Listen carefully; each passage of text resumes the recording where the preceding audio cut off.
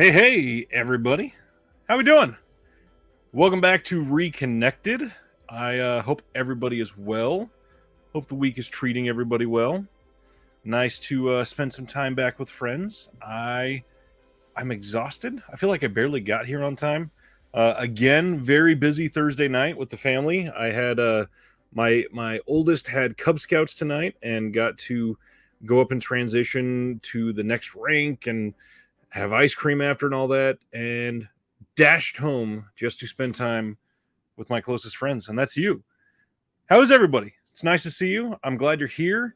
I am trying to cool down. I'm noticing that I look like I just woke up because it is hot as hell here all of a sudden. We were talking about that in the Discord this week. It is like miserably hot. I think it got down to like 35-ish last week, and today it got to like 91 here. 91. Ridiculous. Let's check in, see who's here. Maximus, my friend, how are we? Eric, glad you made it. Antoine, hey. Mitchell, Sean, what's going on, my dude? Lissa, Sulaco 88, what's going on? Glad you're here. Neil, you made it. Hey. This whole week has been exhausting. Completely agree. Let's see. Just put in my first order for some imprint Blu-ray titles. Nice. Hopefully you got them for a good deal. I know that those can be very expensive. Sardis, what's going on? There's a title that got announced today. I'm going to read the synopsis tonight because it made me immediately think of you. And I don't know if you saw it because it sounds wild. So I'm definitely going to be picking it up. What's going on, Bubba Fett? John, what's going on? Crazy busy. I'm glad you're here tonight. Hopefully it's an off night, and hopefully the team's doing well. I haven't paid attention much this year because the Royals suck this year. Hot here in Central Illinois. You are very close to Flip. Yeah, it is hot here in the Midwest. It is crazy. Movies by E. What's going on? Hey, Jeff. Terry, how are you? How do we say this? JJ Stieg? Woo!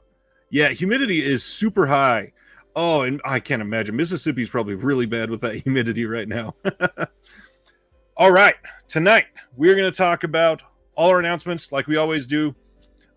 There were some decent ones this week, but not a ton, which is good, I think. It gives us time to talk about some other stuff. We got some sales coming up. We can discuss those.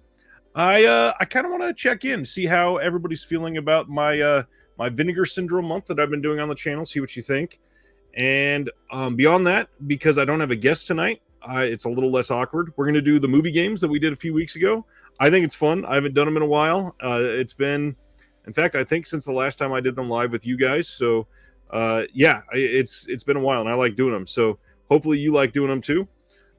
Also, there was something else I wanted to bring up. Shoot. I will probably remember as we go on. So what do you say? Let's get into some announcements, huh? Let's see. 2211. Jeez. Well, at least you had an early night. Relatively. John, hey. Sardis says, I used to live in Montana. Is that what you're saying? Carmel, Illinois. Is it Carmel? I know there's a few cities with that name, and they all pronounce them differently. So I don't know. I don't know. I don't know how that one is pronounced. I know when I was in California, there's a city called Carmel, and they are very on it if you say Carmel differently. What's going on, Cam? Glad you're here. All right, jumping into it. First one tonight, we got some Corman reprints, kind of. But the big thing, and actually, let's talk about reprints because we're going to be talking about that a little bit tonight. Maybe I should keep that up just so I can share what I'm talking about. Caged Heat. This came out as a limited edition title by Scream Factory or Shout Factory. Same company, different line, whatever. And it was one of the limited titles. So it was sold out pretty quickly. You can't get this in the US on Blu-ray anymore unless it's secondhand. A lot of people are complaining about the reprints and the stuff coming out again. Like one of the ones we're about to talk about. Because it got announced last Friday. And reprints are odd.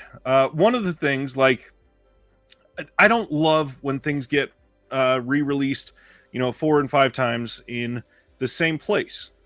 For example, the one that we're about to talk about, just to get the cat out of the bag, is a Texas Chainsaw Massacre movie that a lot of people have because it was out from Scream Factory for a very long time, and now it's coming out on 4K. I like that we're getting an upgrade, but something like this is less aggravating for me because it's a completely different region, and I think more people need to pay attention to that. So this came out in the US, and it had a wide release here in the US, but you couldn't get it necessarily if you lived everywhere else. So, like this is coming out in the UK, it's not a big deal to me because a lot of people that didn't have access now can get access to this movie. Now, if like Severin released this and they did the exact same thing, that would be less desirable for me, obviously, because there's no reason to reprint this. But it's a Corman title, so that wouldn't even be possible. But that's silly to talk about. Tom V, what's going on? I feel like I haven't seen your name in a while. How you been? Oh, stupid me. Yeah. Oh, the MT was both capitalized. That's why I thought that. But you meant Mount Carmel or Carmel. Okay, that makes a lot more sense. Yeah, I don't even know that I've heard that one said out loud. So I don't know if it's Carmel or Carmel. Chester, I do believe that is the Carmel, California, yes.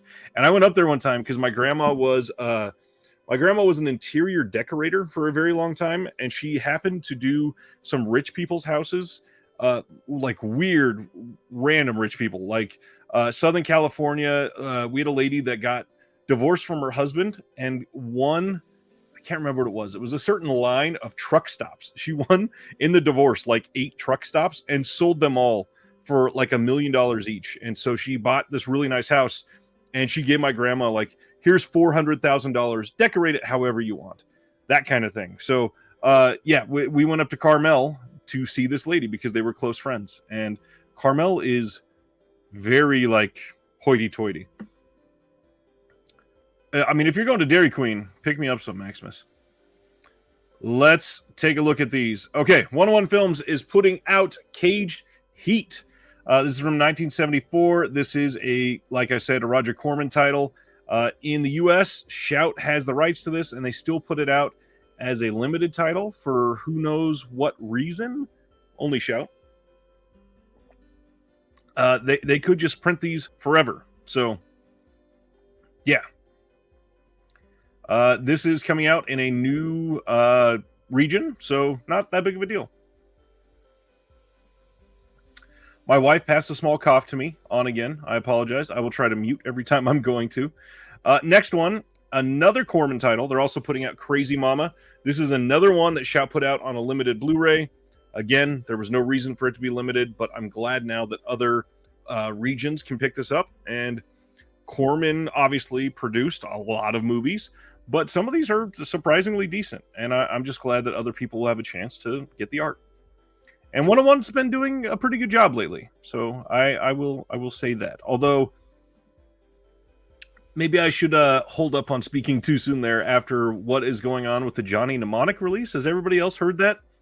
I have not received mine yet because I ordered it with, I think I ordered it with some 88 Films titles that have not been released yet from Diabolic. And everything I'm hearing is that the Blu-ray release of Johnny Mnemonic looks worse than the last DVD release, which is a very negative feeling if that is true. Like, there is zero reason why in 2022 any Blu-ray release should look worse than the previous DVD release.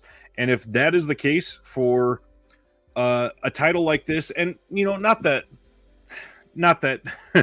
Johnny Mnemonic is a classic necessarily, because it's not, but it's a Keanu Reeves title, and he's got a lot of Hollywood pull.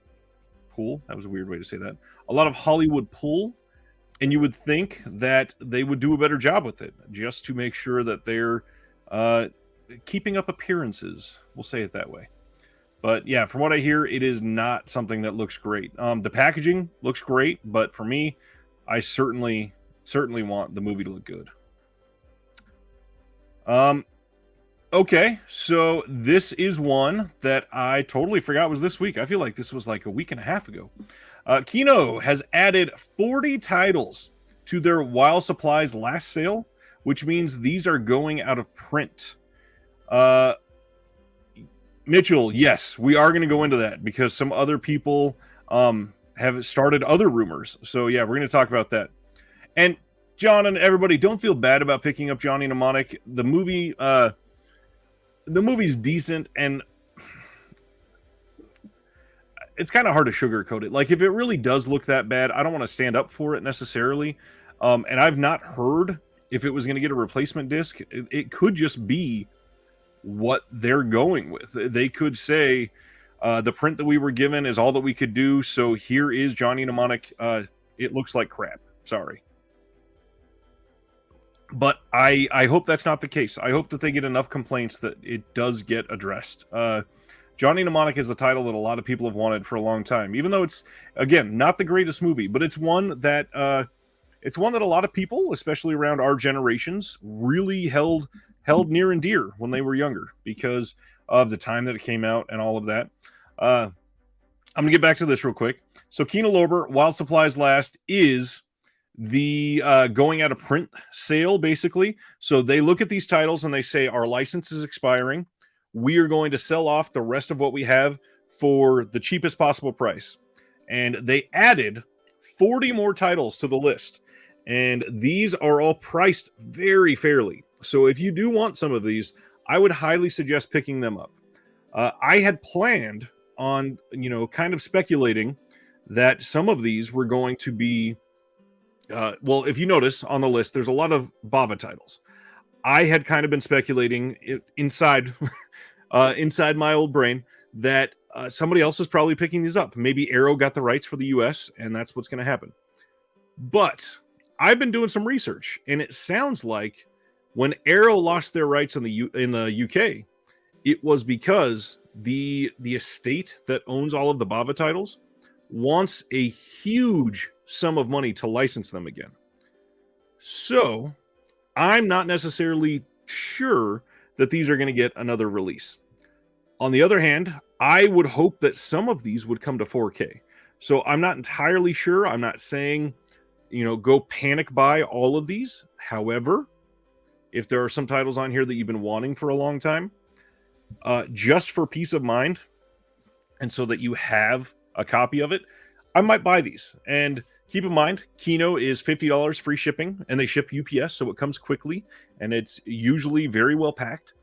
So if there's enough that you want here, perhaps take a look at it. I, again, don't take this as gospel that it's not going to come, but everything I'm reading is making it sound like whoever is the license holders for all of the Bava titles, they want a hefty sum. And if that's the case, I don't see them selling well enough for like a 4K box set.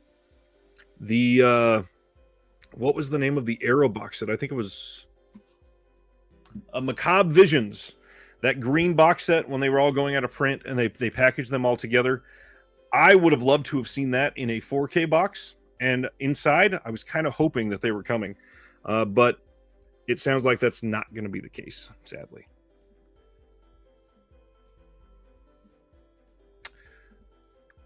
Sarda says, how cheap are these? These range. Some of the going out of print titles are literally as cheap as like $4.95, but then they range all the way up to, I think on the high end, about $12.95. So some of them, like the Bava titles, I think are hitting around $7.95, which isn't bad. So you can get, say if it's actually $8 a piece, you can get 7 of those and get free shipping. I mean, that's pretty good. That's basically sale prices. John in the chat works at UPS, says you're welcome on that fast delivery. Man. Sorry. I'm starting to cry now. Good thing I've got a cough drop down here. Let's see. Mitchell totally bought that Night Stalker release, and it's glorious. That is a really good one. Anthony says, I don't mind reprints. I personally do not collect for the overall collection. Everybody should be able to get their hands. Completely agree. Completely agree.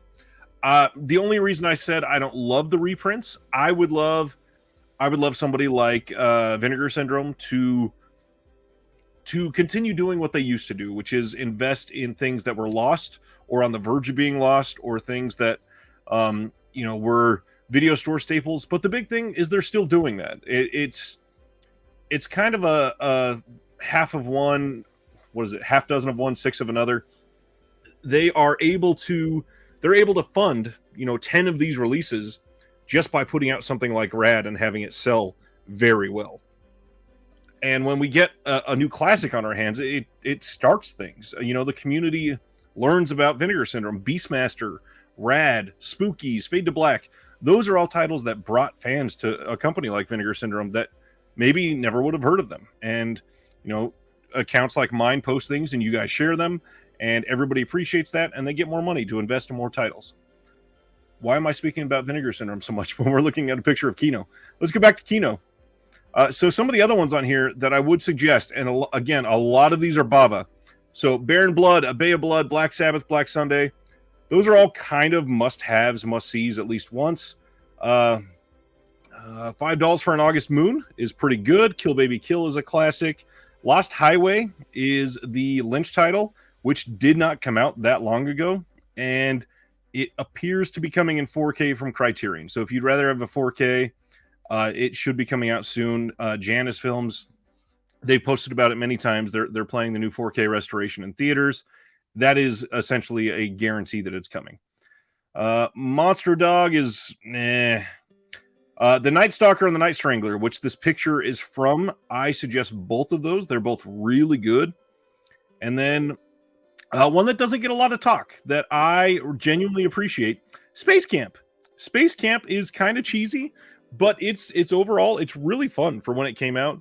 It's pretty funny. And then, of course, wrapping it up at the bottom, you cannot go wrong with Trilogy of Terror. Karen Black is amazing. She looks great. The stories are great. It's a little anthology. It's 3 movies, obviously. Trilogy of Terror, not movies, but segments that make up a movie. And Trilogy of Terror is just fun overall, especially that last story. All that is man. Hey, what's going on, Brian? Love Space Camp in the ADC, and it honestly, it still holds up pretty well. Hey, Ken, what's going on? Glad to have you. All right, next up. Okay, let's discuss it. So Vinegar Syndrome casually, in their newsletter last week, on Friday, they started to hype up the sale. And they said, by the way, we're releasing Texas Chainsaw Massacre Part 2 in 4K this year. So if you want, be a halfway subscriber. Just casually at the end of their email. What? How do you just casually drop that? I mean, that's crazy. This is a big title. This is like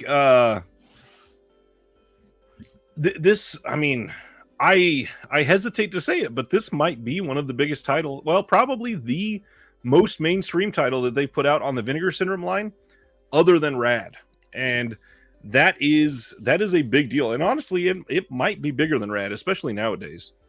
Rad is a very cult movie, but so this is crazy that they're putting this out.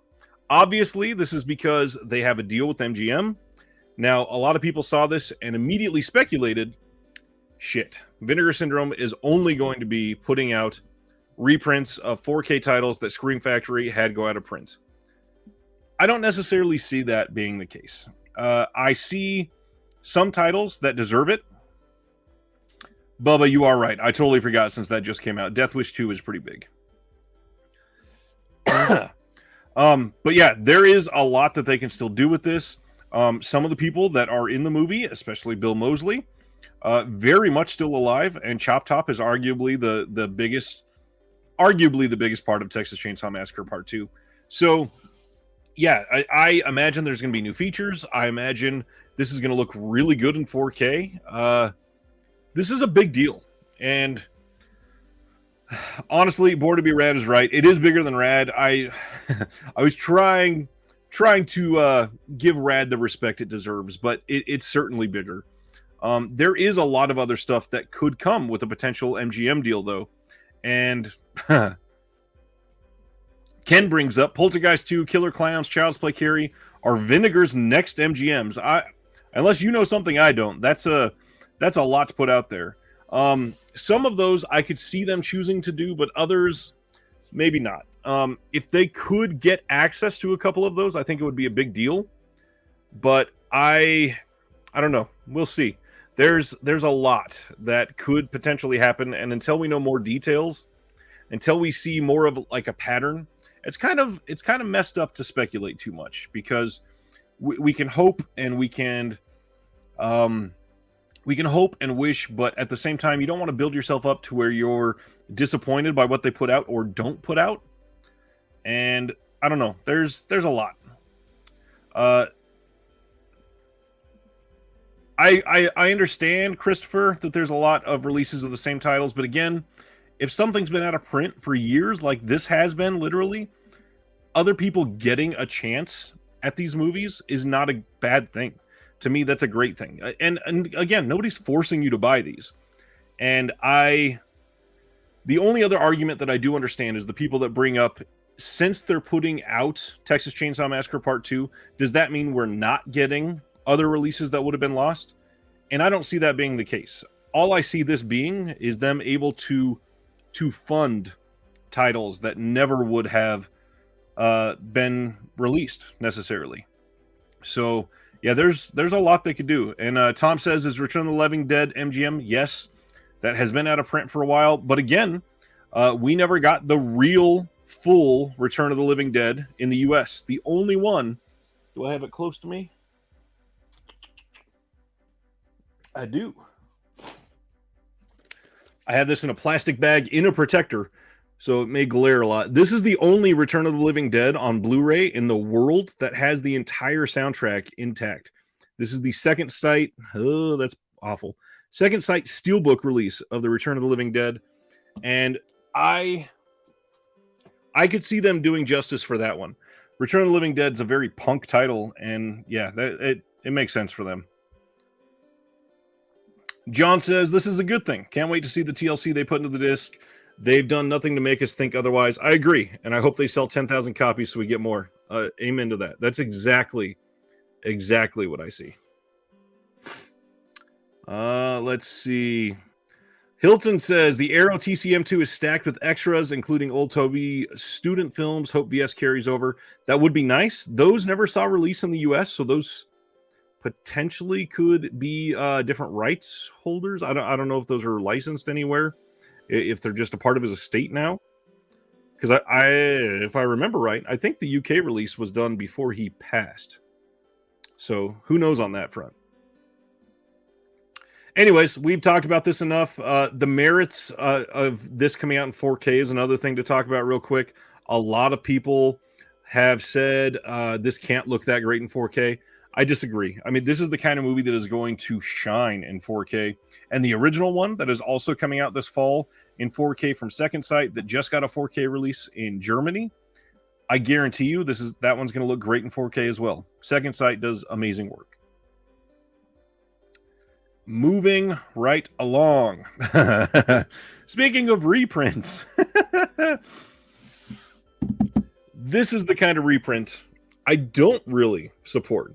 So, Synapse Films announced Massacre at Central High in a steelbook release a little bit ago. I think it was 2020 that came out. And it's a great movie. I love this movie. I bought the steelbook primarily because they said a standard edition is not on the horizon. And if it happens someday, then we'll see. But just like clockwork, the Synapse standard edition happened. So we're getting Massacre at Central High. This is coming just in time for school this fall, September 13th. And I highly suggest it. This is a really fun film. It goes way over the top compared to what you expect from a movie like this. It's got fun action. It's got fun kills. It's got some really wacky choices in it. But overall, a really unique movie. I'm glad that this is going to be able to be in the hands of more people. But at the same time, sell it at the same time as the steelbook. Announce the release. Have this come out. Sell this at the exact same time as the steelbook. And that way, everybody wins. And even, I've talked about the steelbook being, I think it was $50 or $60, being overpriced. And I agree, it still is. However, put this out at the same time and sell it for $28, and you're making a lot of money. All kinds of people that love steelbooks can still buy the steelbook, and after this, they'll have the opportunity to buy this. If they don't want the steelbook, everybody wins, including Synapse. And Synapse looks better because they're doing both at the same time, and fans are happier. Maddie, hey. Now they have a cheaper standard after 2 years. What the heck? Glad I didn't buy it originally. I'm doing the same thing with the current one that they have out there for the Tombs of the Blind Dead. I don't know that I want the steelbook, and you just know they're going to put out a standard eventually. That's the hard part. I'm the Ice Lord. How's everybody doing? Glad to see you. Do you think Synapse is coming off even a bit shadier considering the Thriller debacle? Well, here's the hard part. So with a lot of these deals and stuff, we're never going to know the details of what happened behind the scenes. It does appear that Synapse was in the wrong on Thriller, but that doesn't mean that they were malicious about it. They could have genuinely thought they had the rights. But at the same time, when Vinegar Syndrome announced theirs, you would think they would get in contact and get it handled. That way it's not done publicly over like 5 months. The worst thing that I think Synapse did there was when Vinegar Syndrome announced theirs, Synapse put their release, they moved it up. They moved it up 2 or 3 weeks so that it released earlier. I can't think of a logical explanation other than let's sell as many of these as we can before the cease and desist comes into play. That's exactly what it comes off as to me. If anybody else knows another reason, I would love to. Okay, John says, listen to their podcast. They often and clearly explain the reasons for Steelbook first. I will consider that, and I hope that you message me and tell me what the exact reason is. Bubba Fett says they will release it in 4K next year. That one I don't necessarily agree with. I don't think Synapse is going to be releasing everything in 4K. People have said that simply because of the Argento titles that they've worked on with Arrow, but the bigger thing is Suspiria. They released Suspiria, and then a couple years later, they released it in 4K. I don't think that they are as bad at releasing something in 4K as somebody like Blue Underground. Man, there's a lot to unpack there, because I don't think Blue Underground has really done anything wrong either. I just think Synapse they released the Suspiria, and it came in a time when 4K really hadn't taken hold yet. But it's a giant title, and it makes sense when it came in at a 4K scan to put it out on 4K. But you got to realize, when they decided that, they didn't just stop with the first scan, put it on a UHD disc, and call it a day. They still had to do a lot more work to that file. They had to do HDR. They had to do more color correction. They had to make sure that everything still worked for the UHD. And that is a lot of work, especially for a title like Suspiria, where the colors are so damn important. The Suspiria thing, I think, was blown way out of proportion, because a lot of people, when that got released, still did not understand the merits of 4K. And a title like Suspiria is one that is really going to shine in 4K, and it does. It is one of those titles that you say, oh, you're considering getting a 4K player? Sit down. Let me show you how good it could look. Restoration for a company like that is years. Literally, Synapse has taken years on some of these. It is something... Exactly. John says they're a small business. Restoration is expensive. And beyond the restoration, again, HDR color grading, the extra work that they did on the sound, all of that takes a lot of time. It is so much work, so much manpower, so much resources. It was not just a copy and paste from one Blu-ray disc to a 4K disc. It was not that simple. So I don't necessarily think Massacre at Central High is going to come on 4K. I think that this is like Suspiria is a cult title, but Massacre at Central High is like a cult title. Or to put it better, like Suspiria is like a mainstream cult title. Massacre at Central High is not. This is one that doesn't have a league of fans that has seen this that have only watched 10% of horror movies. Massacre at Central High very much has a niche fan base, and yeah, I don't see this going 4K. Let's see. Ken says, have any idea why Blue Underground hasn't put out Anguish on Blue or 4K? Do we know if they still have the rights? If they have not put it out on Blue yet, which obviously they haven't, they either don't have the rights or the elements are so messed up that they don't see a way to it yet. I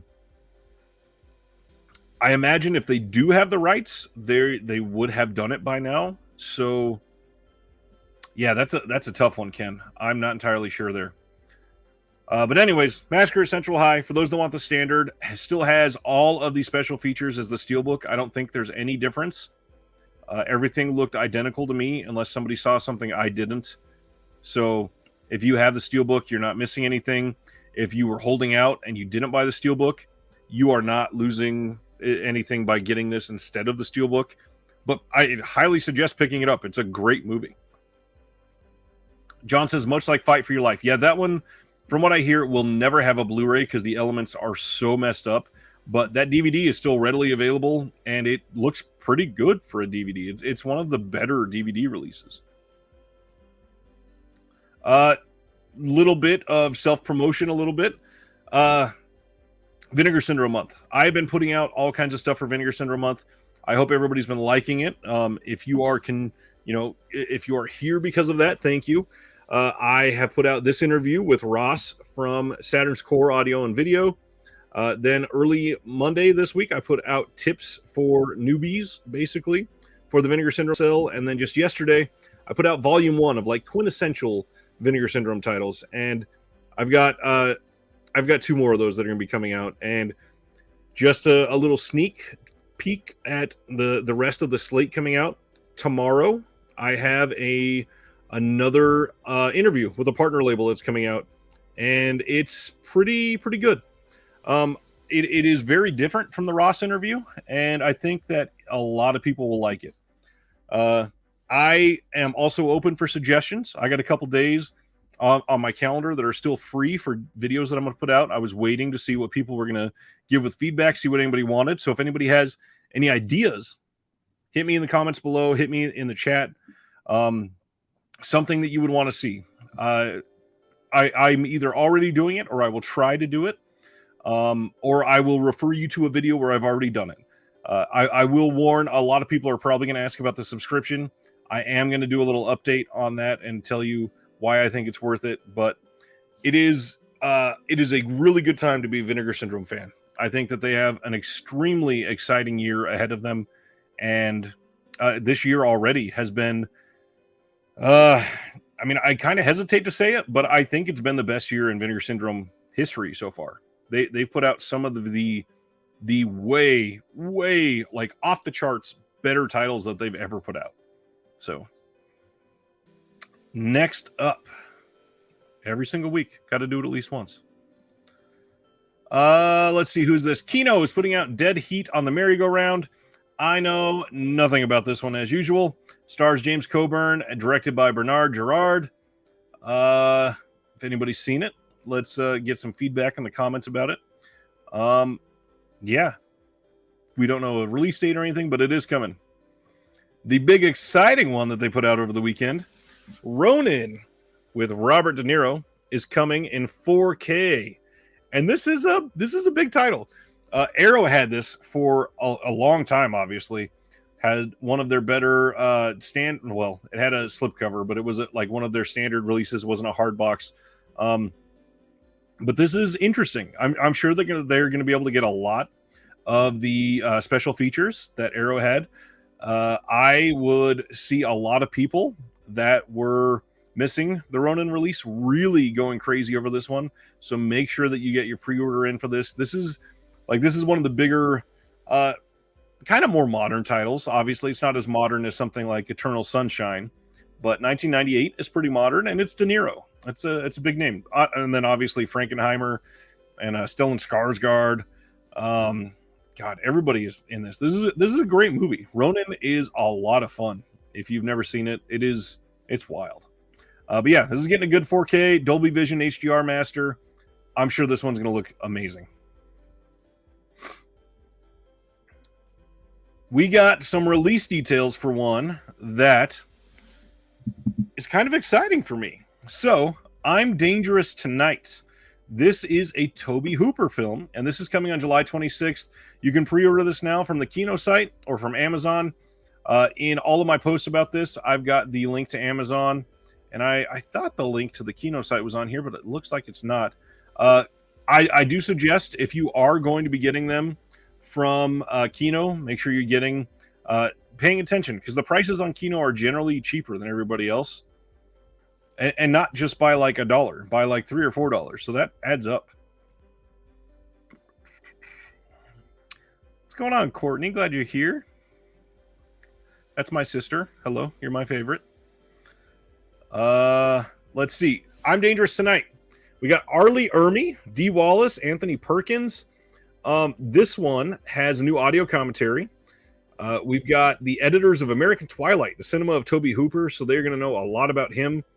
And then a new audio commentary by filmmaker and historian Michael Varrati. New interview with Dee Wallace, who seems to be at every single horror convention. So I'm just glad that they got her. I'm glad that they got new interviews. And then there's archival stuff on here. New video essay by Chris O'Neill. And yeah, this one, it sounds decent. This is one that I'm definitely going to get. What's up, Jake? Odd, but so another bit of self-promotion, I guess, because I got 1,000 subs last week. Thanks to all of you guys.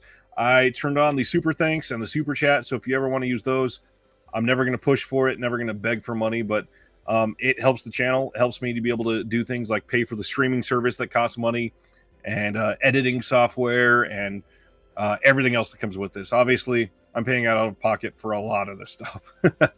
But yeah, it's there if you want it. And yeah, if the ads ever get too intrusive, let me know. Then we got some Umbrella announcements, and this is when we're going to talk about one of those reprints that we were meeting up earlier. So The Love Witch is coming. This got a release from Oscilloscope in the US, and this is coming from Umbrella. Their Beyond Genres line, these are coming with a limited edition slipcover always. Really great art. These slipcovers on these are beautiful. I know it's an odd thing to point out on some of these, but the Beyond Genres line, if you have all of the slips, look really good together. I wish I had got them from the beginning. This one also limited to 100, so it's honestly by this point probably sold out. If you buy it direct from Umbrella, you get the Love Witch tarot card deck with art cards and an A3 reversible poster. But this also features, from the same director, Viva, which got a Kino Lorber release. So as what basically amounts to like a $20 title, this turns out to be an amazing package. This looks really good. Maddie says, I'm trying to get Tobe Hooper complete this year. Nice. I'm Dangerous Tonight is one I need to get. That's a good one. Do you think Love Witch will be region free? I can't guarantee it, but my guess will be yes, it likely will be. Pretty much everything that Umbrella puts out has been region free. Although, like I've said before, you can't ever count on distributors all being region free, because it depends on the license, the license holders. However, I think that there's some different copyright laws in Australia, and it seems like everything that comes out of Australia, not everything, most things, almost everything that comes out of Australia is region free. So I think that there's some ways that they get around that, which is nice. I'm glad that they're able to do that, to cater to people in other parts of the world. I'm probably not supposed to be showing those animated nipples, but hey, here we are. The Love Witch. The next one in the Beyond Genres line, or I guess the previous one, because that was 20 and this is 19, but the immediate cult classic title featuring the man Rutger Hauer, who is just ridiculously great in this film. And I really hope, if you've never seen this film, I really hope you give this film a fair shake, because this is an odd one. It's not like the Greasy Strangler odd, but it's like a modern exploitation flick taken to the next level, and it's amazing. Hobo with a Shotgun is great. The art on this is amazing too. But check this out. So world first release of Hobo with a Shotgun on VHS. It is 2022, and Umbrella is legitimately printing Hobo with a Shotgun on VHS. Limited to the first 100 sales of this, and they are, I don't know what word that was out of my mouth. They are selling one of their new air fresheners that they're putting out with a bunch of stuff as well. Yeah, this looks like a fun release. Again, they've got all kinds of stuff on here. They've got the audio commentaries with the director and Rutger Hauer himself. None of these are new, but they are all together, and it's very, very good. Again, if you don't have it, this is pretty much a must own and a must watch. This is great. Zach, how you doing? Glad you're here. Next from Umbrella, we got Dead Kids. So this has been released in the US by Severin, and I will say I kind of hate this movie. I don't like this movie. I think it's pretty boring overall.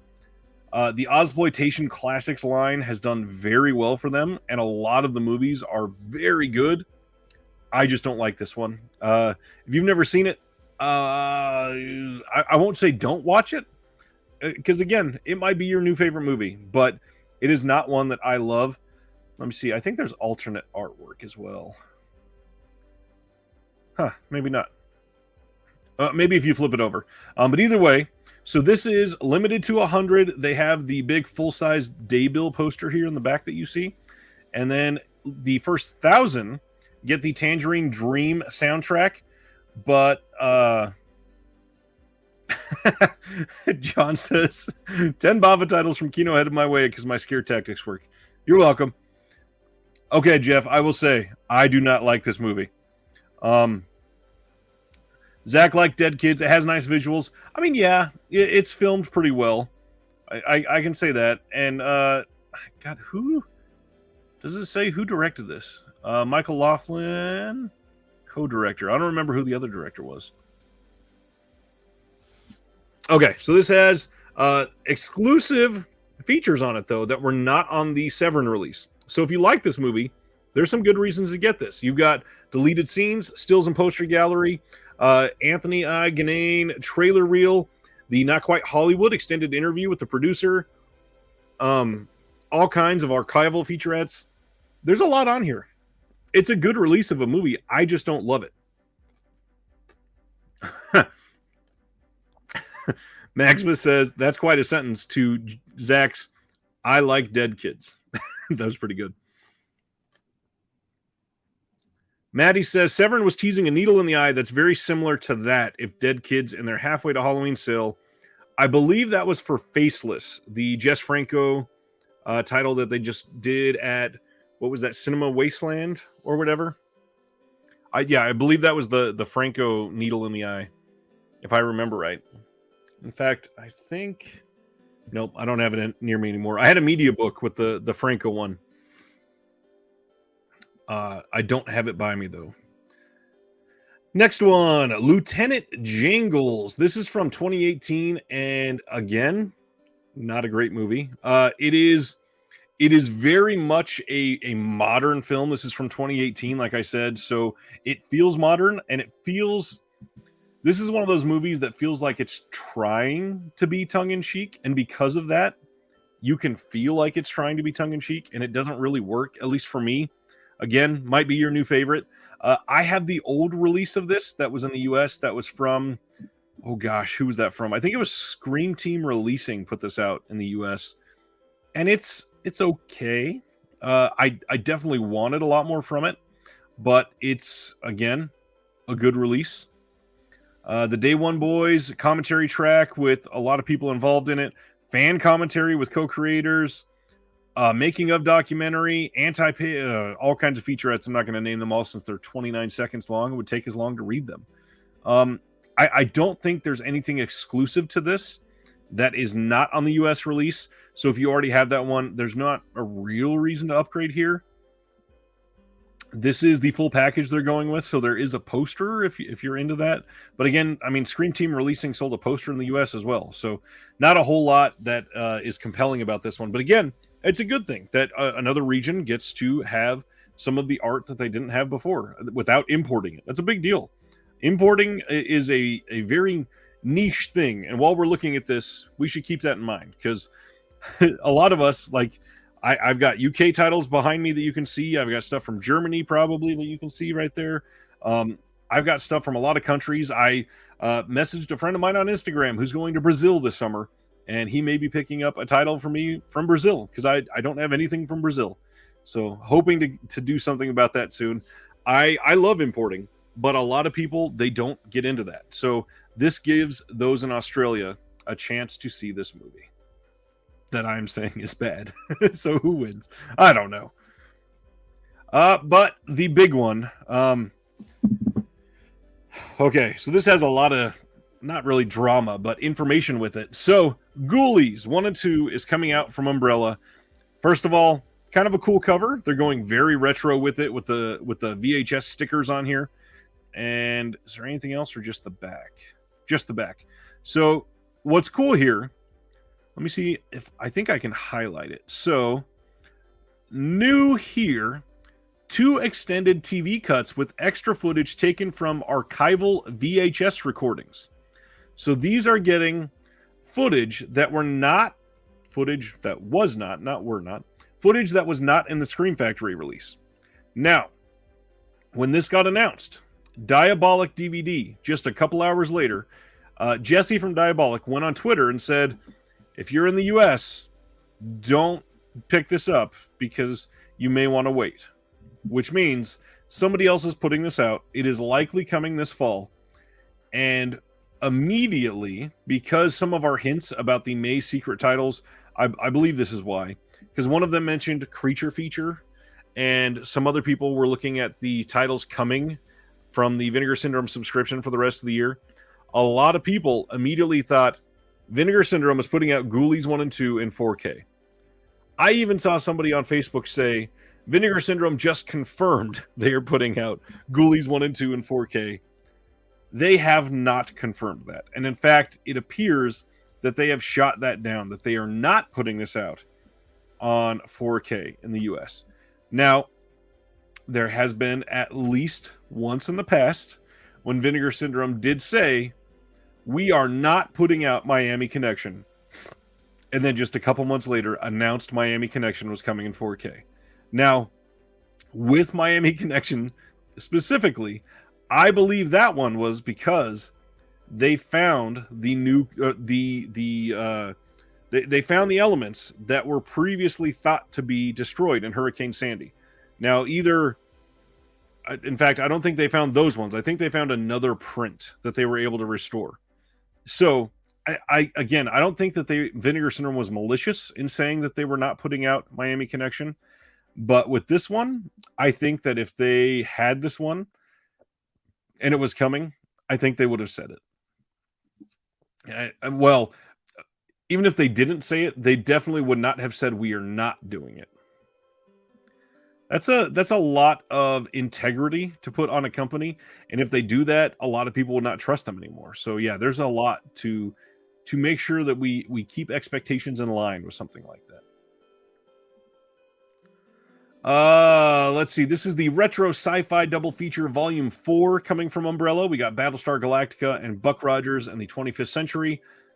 The Battlestar Galactica, that's from 78. Does anybody know if that has a US release? I'm not sure on that one. I know Buck Rogers does, and that is out from Kino. And usually when it's on sale, it is very cheap. And then they also have the big Buck Rogers box set that has the movie in there as well. But I'm not sure about the Battlestar Galactica. I don't think that is out on Kino. Quiet Rob says the movie does, so probably. Yeah, so if that's got a US release, I don't see a reason to double dip on this necessarily if you're in the US. But again, people in Australia, they get a chance to own it. Another double feature, we got The Andromeda Strain and The Ground Star Conspiracy. I don't think I've ever seen The Ground Star Conspiracy. And that one says a break-in and sabotage attempt occurs at a top-secret research institute, and the culprit is cornered and captured. The problem is that he's been badly injured and claims to have lost his memory entirely. A cat-and-mouse game ensues between investigator Tuxon, the mystery intruder Wells, and the people who sent him on the mission.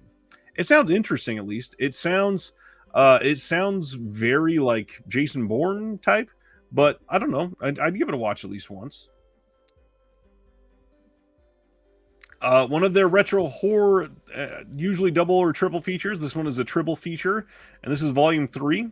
And they are all Invisible Man films. We got The Invisible Man Returns, The Invisible Woman, and Invisible Agent. Those are from 1940, 1940, and 42.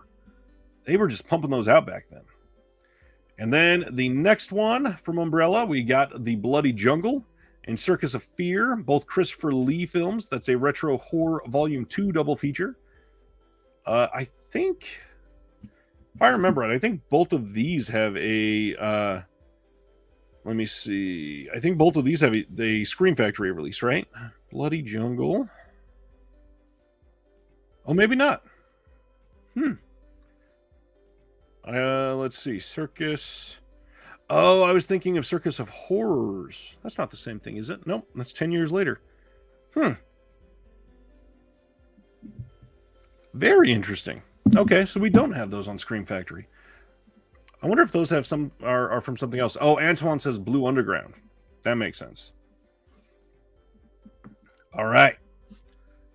We are finally done with Umbrella, and we finally got details on Eternal Sunshine of the Spotless Mind.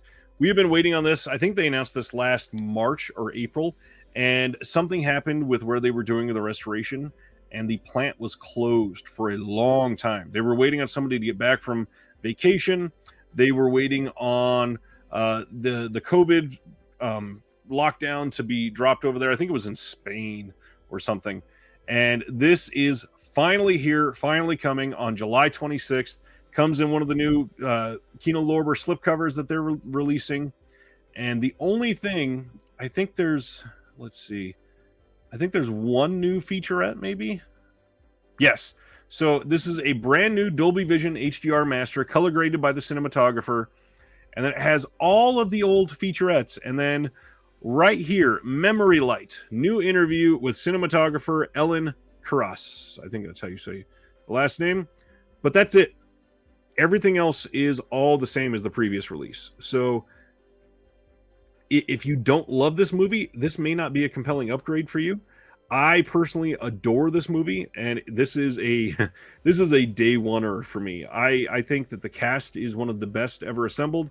I think that the story is amazing. I think that Jim Carrey puts on probably a career best performance in this film, and it's just great. If you've never seen it, I also highly recommend this movie. It is a very touching and mature type of film. It really goes into a lot of the dread of adulthood and relationships and what comes with it. It's a good film. Next up, the next Kino 4K we got some release details on. June 26th from Stanley Kubrick. We're getting The Killing in 4K, brand new Dolby Vision HDR master. Then a new audio commentary by film historian Alan K. Rode. But that's it. That's all that's on the disc is that new commentary and a trailer. And that's it. Nothing special other than those. Still going to be a good release. I'm sure it'll look great. I'm sure that this is one that a lot of people are going to get. And this is the alternate artwork. Kino is doing really well with their 4K upgrades this year, and I think that it's going to be a very important year for 4K for them. If these continue to sell well, I think that some of the classics that they have access to now are almost a lock to come in 4K. Flickering says Eternal Sunshine is brilliant. Glad you agree. John says, disappointed in the features. Love the film. Looking forward to seeing it in 4K. I agree, and that alone is worth it for the upgrade for me. Ooh, Ken says The Killing is top 3 Kubrick. I think that's a hot take. I think that's a very hot take. Man, top 3. That's wow. I don't even know about top 5, Ken. Wow. You know it's not top 3 though. 2001: A Space Odyssey. Coming on June 27th from 101 Films as part of their Black Label line, we are getting Rock and Roll High School, which, if you notice, at the very beginning of this, we were talking about 2 101 Films titles that were coming that were Roger Corman titles.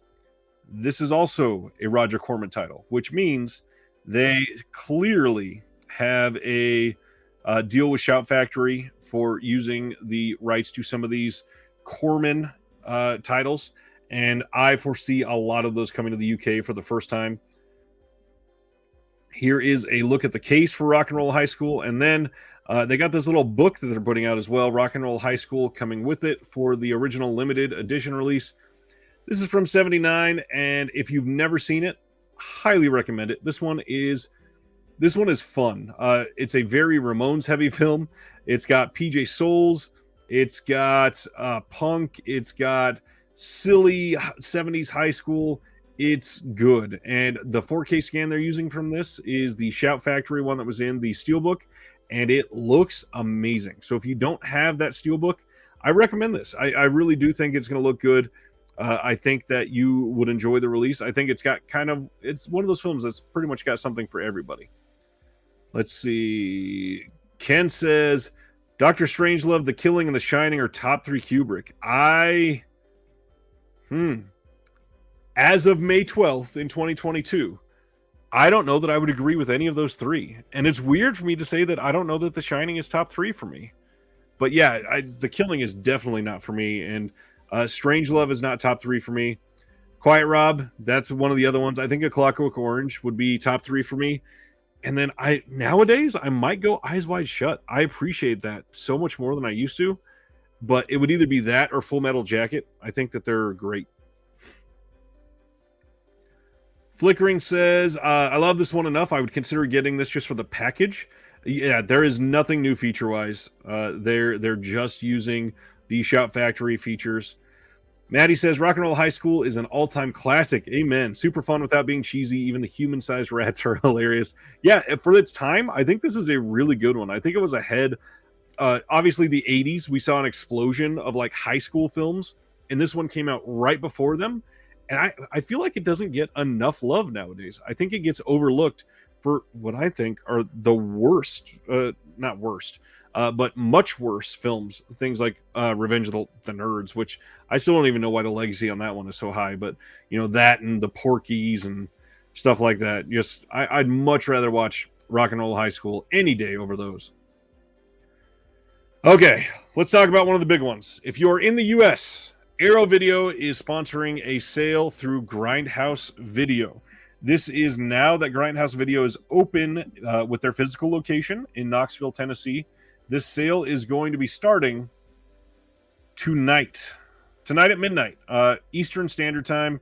This is going to be starting at 12:01, and it's going to be ending on June 5th. So this is kind of a long sale. You got a lot of time to make some decisions. It's going to be at the same time as the Vinegar Syndrome sale. So I would take a look at here. Take a look at the sale. The prices you're going to see are going to be 50% off of the MSRP for Arrow titles, and in the US, they are dramatically more expensive than in the UK. So essentially, any of the standard type releases that are not like the hard box, I think I got standard Arrow, yeah, right there. This is the case of the Scorpion's Tail. Most of the movies that are like this are going to be $20 unless they're the really old ones. Then they're probably going to be somewhere between 15 and 17. But this is a good chance if you're only wanting a few in the US. This is probably like the best you're going to be able to get. Certain things like box sets, I would plan on those being around 35 to 50-ish, depending on the box set. The one thing I'm curious about is if they're going to be selling things like the Shaw Brothers set. And is the Shaw Scope going to be on sale for a price that we have not seen yet, because I don't think, although I got to be honest, I did not look for it in the actual Arrow sale. Did anybody else see if ShotScope was on sale then? Let's see. Mitchell says, still waiting on Battles Without Honor 1 through 3. They sent 4 and 5 separately. I heard that though they sold a lot of them because they were only $5, so they needed to get some reprinted. So they're waiting on that shipment.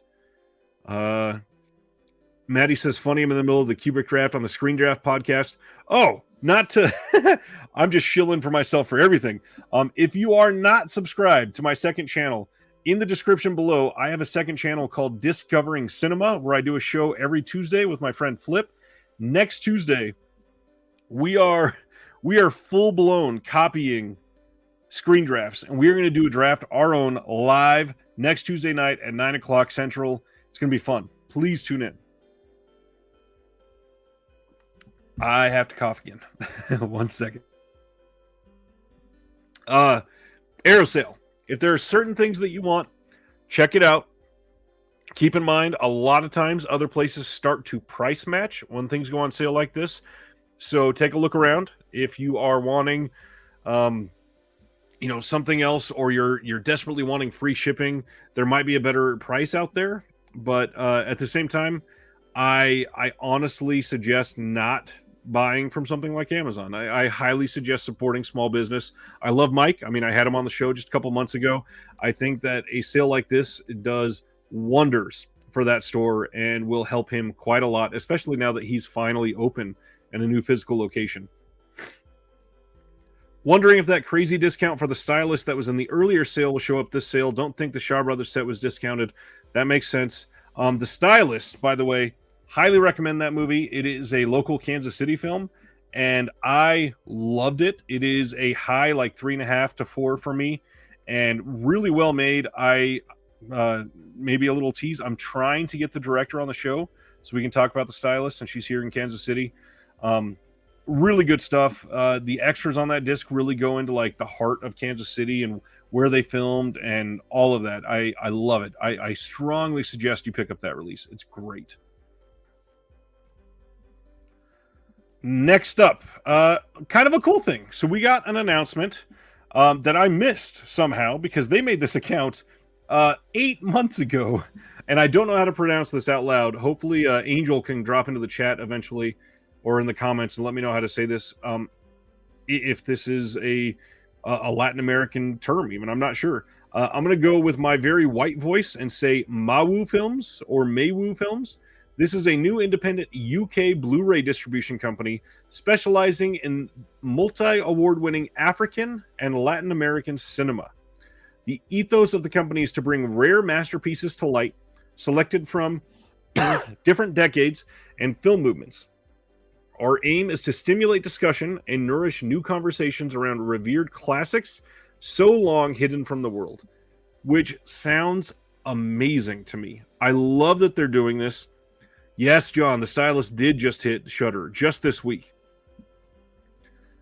Using the best available material for our audience, each limited edition will be paired with an original poster, a documentary, an audio commentary, a booklet containing a newly commissioned essay by a leading expert, short films, and original archival material where available. I mean, that is all that I could hope for. I love that they're putting so much into these. I love that they're saying this is our hope to do these from the very beginning. I love that they are trying to put their all into these.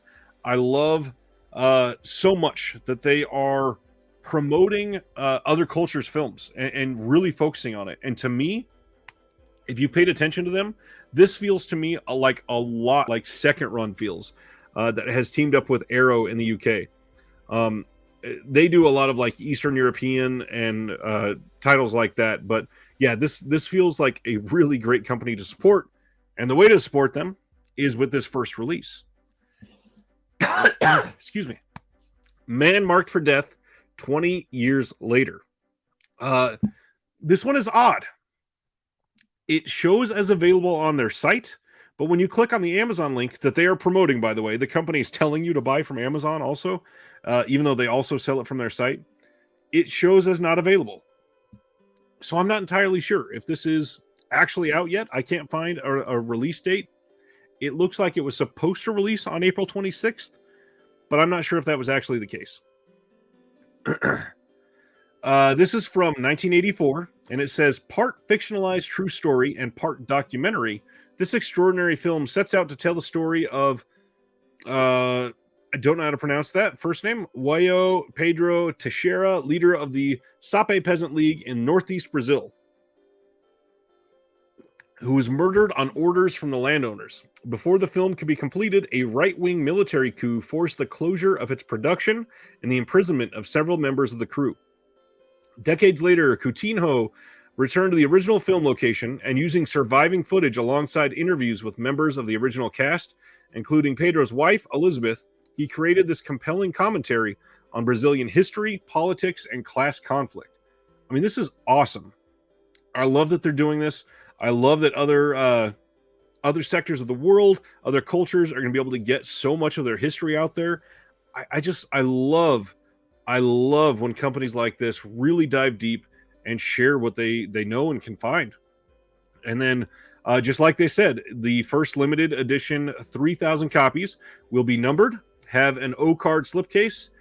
It will have a collector's booklet with new writing by Berkeley professor Natalia Brazula, and limited edition fold-out poster featuring the original design by Claudius Cacon, with a specially commissioned interview with the film's producer, award-winning interview with the director, and newly commissioned trailer on a region-free Blu-ray. So buy this everywhere. Correct, Flickering. I did not see anything about them shipping to the US, and that's when I couldn't find it for sale on Amazon in the UK. I don't know what to do. I don't know if there's a way to get this. I was going to message Mark, actually, at Orbit and see if he can have access to it through one of his distributors. But at this point, not entirely sure. Just sharing the word with everybody. Today, Scorpion announced that they are putting out High Desert Kill, and this is the one that I wanted to share with Sardis because it immediately made me think of him. So I've not seen this. This is from 1989. Mark Singer from The Beastmaster, Anthony Geary from UHF, and Micah Grant from Waxwork star as three hunters who become the hunted in this riveting sci-fi horror adventure set in the Badlands of New Mexico. Awesome. Three friends embark on a hunting expedition and meet a grizzled mountain man played by Chuck fucking Connors, awesome, who tells them that something has scared away all the animals in the region. As they find themselves reverting into primitive and bizarre behavior, the men soon discover they are being manipulated in cruel experiments for a bloodthirsty alien force. Their only hope for survival is to unite against the extraterrestrial in this haunting made-for-cable chiller. So it's probably not super gory, probably not, bloody, probably not a whole lot of death necessarily, but I really want to see it. Oh, Chris has seen it, and he says he enjoyed this. Awesome. That means a lot. I mean, anybody that's seen it, that goes pretty far. I definitely want to see this, though. All right, and to end on a high note, we got news, finally, of Severin's mid-year sale, which is coming earlier than expected. This is coming June 10th to June 13th, and they have guaranteed 8 brand new titles, 3 special mid-year sale bundles. Sardis is not sold on it. Come on. Oh, not a Connors fan. Oh, okay. I could see that being different then. They're going to have a limited edition book. They're going to have brand new merch. And then, as usual, 50% off of SRP on most Severin and Intervision titles. That is coming June 10th to 13th. They learned a few years ago not to compete with Vinegar Syndrome twice a year. And they broke this out, and they're doing theirs in June instead of May. And it looks interesting. The art on this, I do believe, is from Faceless, if I remember right. But yes, Severin sale next month. Going to be talking about that, of course. And just get prepared. Severin has a lot of really good titles. I love Severin. I love everything they're doing. I'm very curious about these 8 brand new titles. All right, friends. Do you know where the 50% off titles will start? For Severin, it is usually a full 6 months. So that means usually from I can't remember if it's December or what was in the Black Friday sale. One of the two. The dates will go prior to those. They go back further than Vinegar Syndrome. But we should be able to go on their site soon and click on the little FAQs for the sale. They put up their policies pretty early over there. Chris says, any ideas what the 8 new titles from Severin will be? Well, we know 2 of them. Faceless in 4K, and then the other Bridget Leahy title. Oh gosh, what is the name of that one? The other one that they're putting out. Let me pull up a picture. Unless somebody else can answer before I get there. Somebody else probably will. The other one they just released at that other sale was... Scrolling. There it is. The Female Executioner.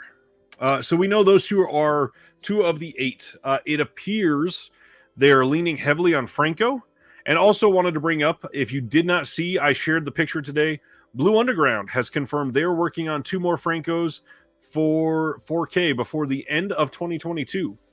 And they've not announced those. We have no idea what those are. That's pretty dang cool. Let me share what is coming out next week, since we always talk about that. Just in case you missed it. Blu-ray release dates. Here it is. Let me get my dumb face off of there so you can see it better. Next week, we got The Escape from New York 4K from Scream Factory. The Man Who Shot Liberty Valance from Paramount presents Top Secret from Paramount. Beverly Hills Cop 2 in 4K. We are finally seeing the release of Licorice Pizza on Blue. The Craft in 4K. Extreme Prejudice is coming from Vestron. Femme Fatale from Scream or Shout, whichever one it's on. The Hell or High Water, the 4K Steelbook that's coming out from Lionsgate. Dr. Jekyll and Mr. Hyde from Warner Archive. And keep in mind, a lot of these are shipping already, depending on where you order them from. If they go through MVD, pretty much all of these have started shipping. Girls Night Out from Arrow. Violent City from Kino. Without Warning from Kino. Bell. I think this is one that some people have been talking about. I don't know anything about that one, but The Funeral from Criterion. This is The Scaremaker. This is the alternate Girls Night Out slipcover. That is also coming from Arrow. And then Wormwood Apocalypse. That was I remember liking the first one of those. I think this is the 3rd Wormwood film. Never seen it, but I'm interested at least. Slasher, Flesh and Blood. Everybody I know that likes Slasher seem to really like this season. So if you're into that, that is getting a release. Death Valley from Shudder and RLJE. That's another one. Outside the Law is coming from Cohen Media. Another Cohen, 2 Men in Town. And I think that's it for the week. All right. Jim says the transfer on Escape from New York is amazing. Sound is great too. That is good to know. I have not received mine yet. I'm really curious to compare it to the Studio Canal version because on what were the first 2? Escape from New York, not Escape from New York. That's one we're talking about. The Prince of Darkness and They Live. Both of those were Studio Canal releases first, and the encoding and all of that appeared to be better on the Scream Factory release. So I'm curious to see if they're... I don't know why I just hit my mic, sorry. I'm curious to see if they continue that, if they're able to do better. So I'm very, very curious. I wish Studio Canal would jump up a little bit. And I don't know. I mean, they do really good work, and they're putting out a lot of stuff, too. Maddie says we should take bets as to when Severin's site will crash, thinking under a half hour. I mean, if it's anything like the past, like 3 minutes, basically. Chris says, I really hope there's more horror releases. Horror seems to be drying up a little with most boutiques. I think most people that don't like horror would scoff at you saying that, because horror is the abundant genre on all of these boutiques. There are tons out there. I think that I think that horror showed everybody that it would sell, and that led to some of these other titles being able to get good boutique releases. So we've seen an uptick in other releases, but I don't think horror has really gone down that much. I think we're still getting quite a lot of horror releases. Let's see. Got to scope out Dollar Tree. They get RLJ discs all the time. Are they Blu-ray, Maddie, or are they just DVD? Interesting. I had no idea. I don't have all of the RLJE discs, and they've got some good stuff, I think. Justin says, can't wait for some more Friedkin releases like The Hunted and maybe Narc, underrated later Friedkin flicks. That would be nice. He's got a lot of good stuff and probably shouldn't say a very varied. He's got a varied discography that or filmography that is really like expansive on all kinds of genres and just great overall. Yeah, Narc, I was about to say that. Narc is not Friedkin as far as I was aware. Okay, let's get to our games real quick. So first that we do together, and if you've played this today or you're used to playing these games, hopefully you don't spoil it for everyone else. This first one for today, this is our Framed. Let me bring this up. Nope, not like that. I gotta be able to see everything. Come on. That's just me. What are we doing? There we go. Okay, so this is Framed. What we are doing is trying to figure out what film this still is from. And if we search and we get it wrong, we get another scene to pull from. And then we got a couple more games after this. The first time I saw this, I wanted to say something very new. Sardis says Cloverfield. I have no idea. Is it? Cloverfield. That's not even an option. I didn't know you could scroll there. Huh.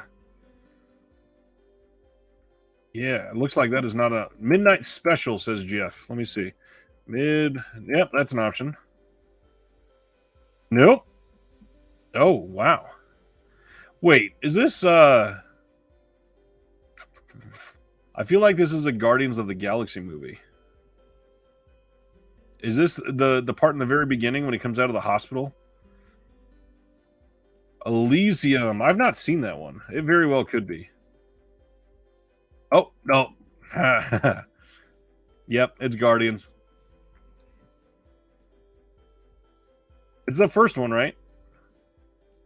No, it's this. Oh, I did get it. Okay. I was going to say, okay, well, that was the fourth. There's the fifth. Okay, those were very obvious. Jeez. All right. Oh, dang. Everybody's saying Guardians now. All right, next we're going to do Moviedle, I think is how you pronounce it. Let me zoom in so that you guys have a good view of this.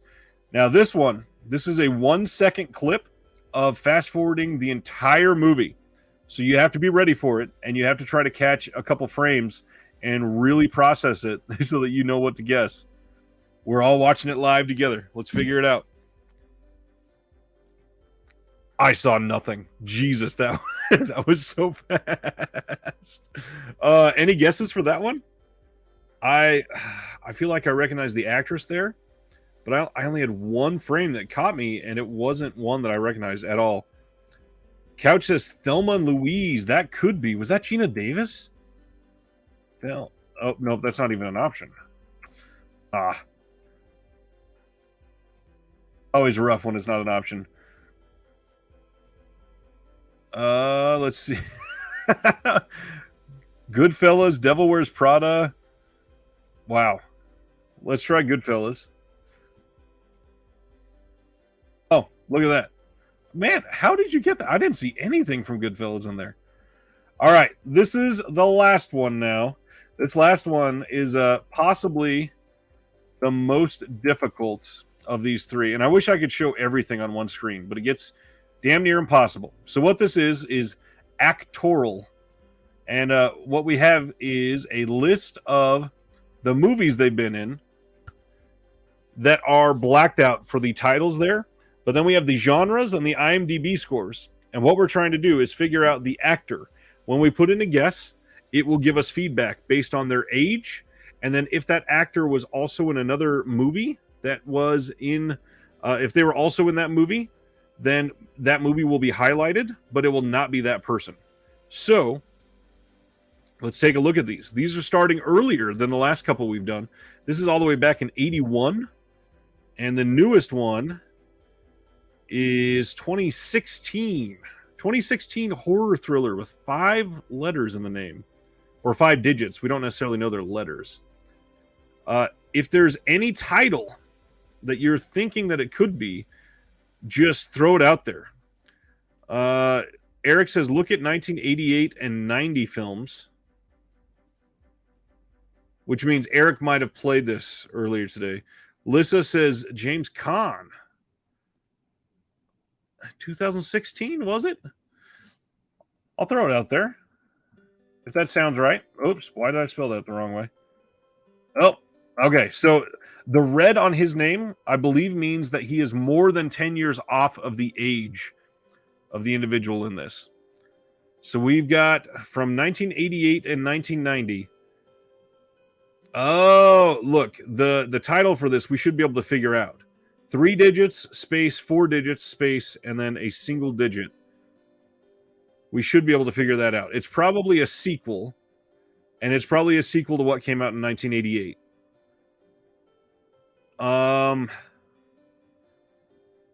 What came out in 90? And it's probably The Something, obviously. That is the most obvious answer here. Oh, Die Hard. That makes sense.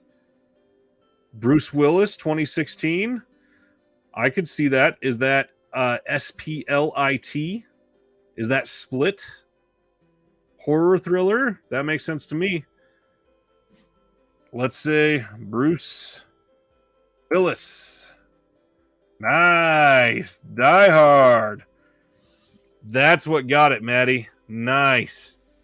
88 and 90. All right, so what all are they highlighting for Bruce? Because he has been in like 400 movies during those years. So we've got Prince of the City, The Verdict, Die Hard, Die Hard 2, The Player. The Player? That's really one that they're throwing out there. Pulp Fiction, that makes sense. 12 Monkeys, another Die Hard, Fifth Element, The Sixth Sense. That, I mean, drama, mystery, thriller.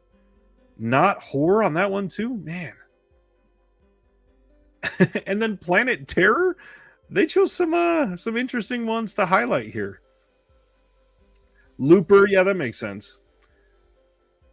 Moonrise Kingdom was 2012 as well. I feel like that was later. Either way, we got them all, and we got them all pretty quickly tonight. Any questions about Vinegar Syndrome? Anything I can prepare you for the month in any way? Any videos you want to be seeing for Vinegar Syndrome month? Oh, Eric, that makes sense. They are only including films with a 7.0 or higher on IMDb. That makes a lot more sense that way. Yeah, he just do like 15 films last year and then retired immediately because of his sickness that he's got now.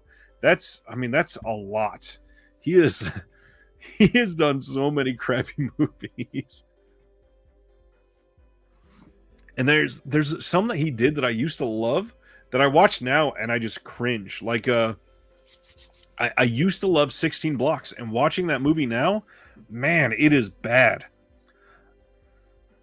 Mob Cult says partner label title suggestions. First, I will ask: do you have a favorite partner label now, or one that intrigues you?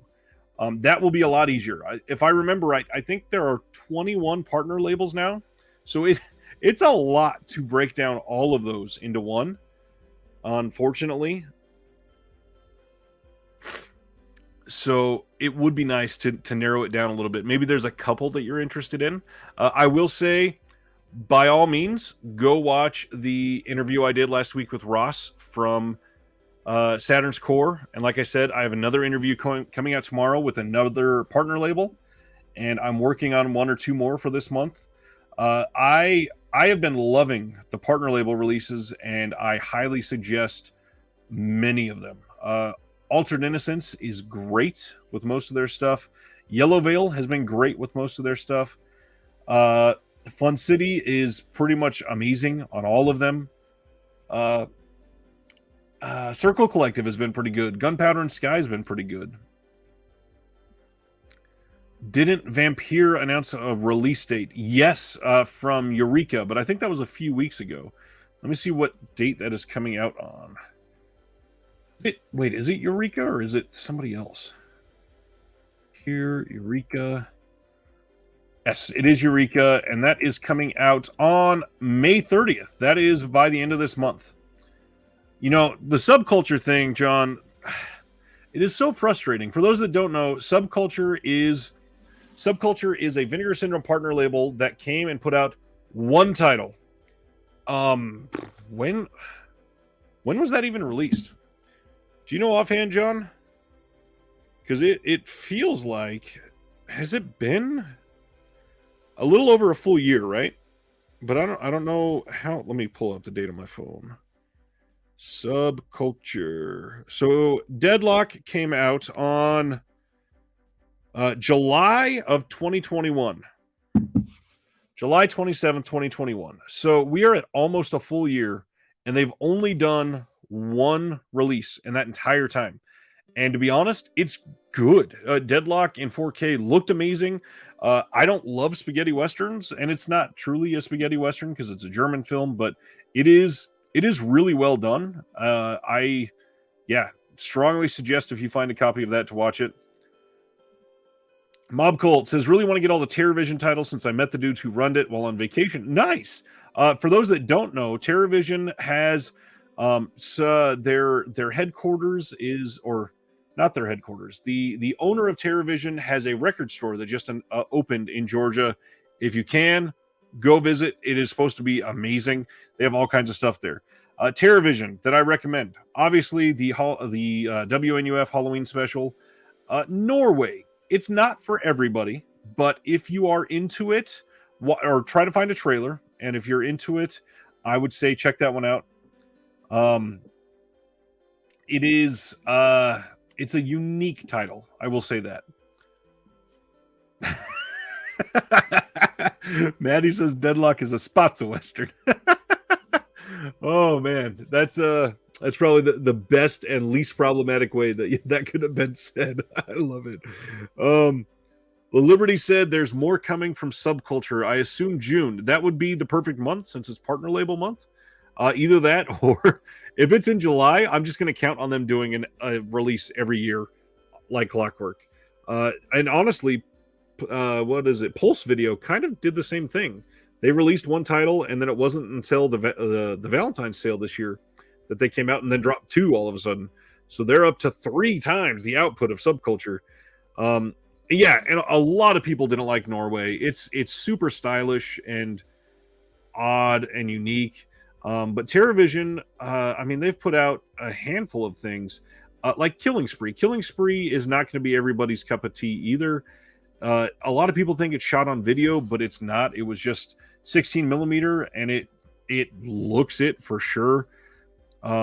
Yeah, I've not gotten a chance to watch the new Love and Saucers yet, but that's it. They've also only released 4 titles so far, so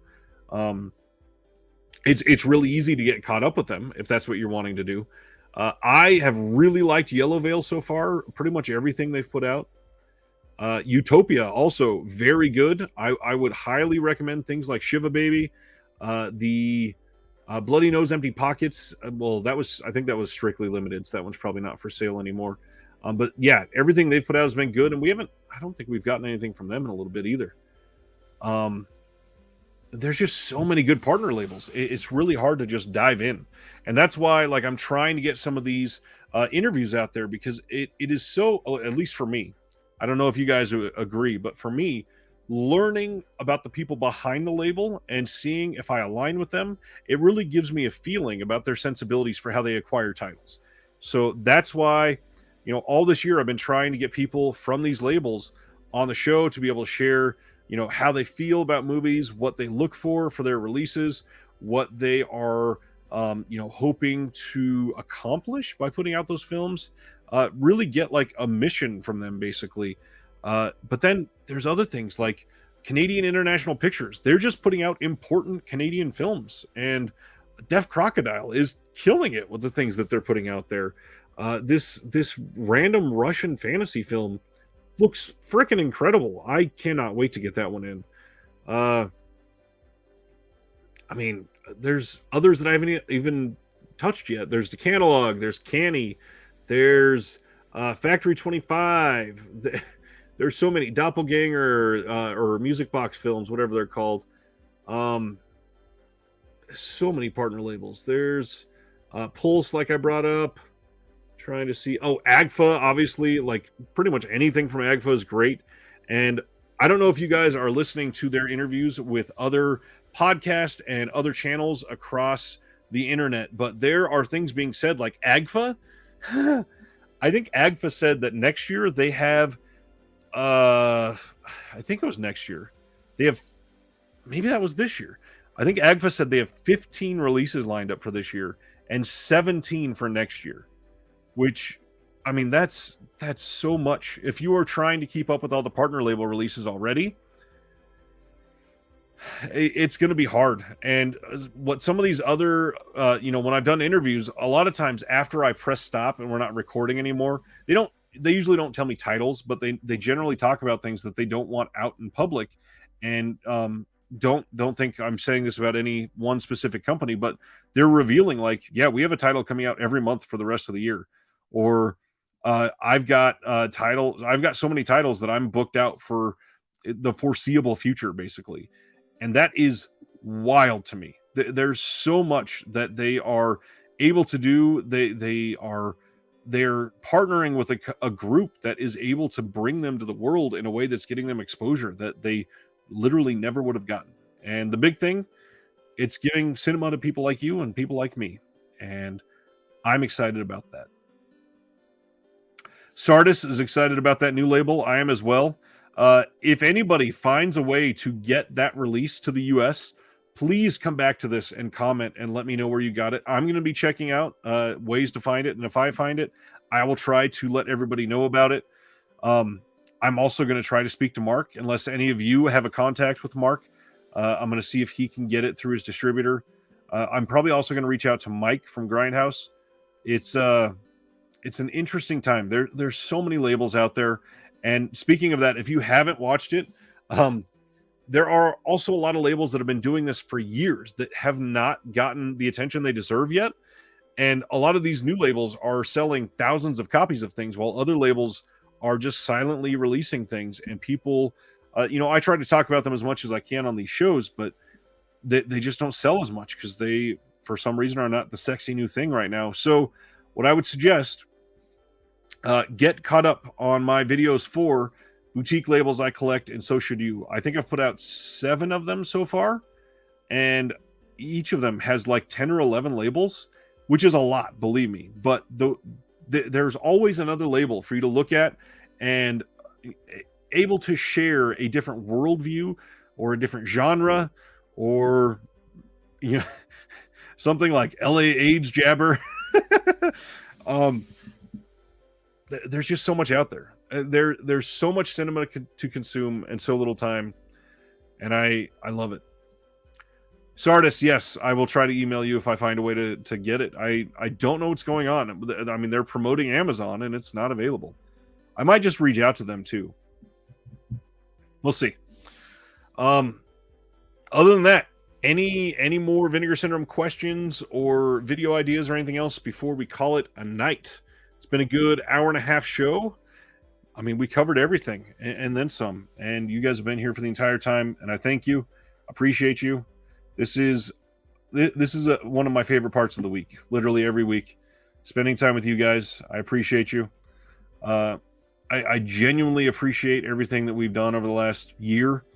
I certainly appreciate my patrons. Thank you guys for everything that you are continuing to contribute to the Discord that I live in every day when we're not streaming. You guys, keep me going while I'm at work and help me not be super bored throughout the day. So thank you for that. I think that's all I've got. If nobody else has anything, all I will say is let's have a good week. And till next time, from one collector to all of you, let's have a good night, huh? Again, thanks to the patrons. See you next time. Later, everybody.